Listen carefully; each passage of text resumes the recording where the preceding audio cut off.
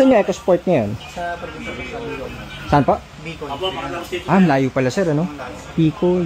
Actually, may isa din kami sir na ano eh, pre-order ng ABS taga Bicol. Pero sila na magpo-program doon. Yun daw yung ano, oo. Pero kasi yung sa kasi akong scanner naman, parang mahina lang eh. Oo, iba. Kailangan nun sir may license kasi sa Ford po yun. Okay. Oo, yung pang program. License po sa Ford. Opo.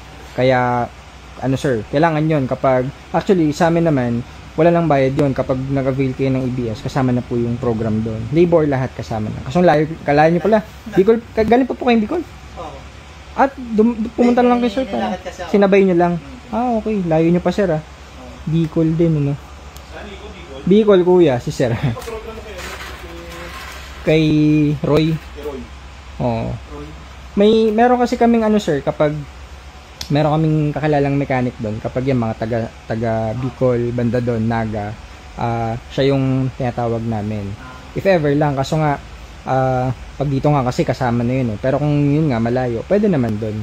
Ayun, ano din yun, ano din sa Ford yun. Siyang tinatawagan namin doon. Hindi ko lang, basta around Bicol din yun sir eh. Oo. If ever, pwedeng ganun. Kung gusto nyo, siya nang magpo-program.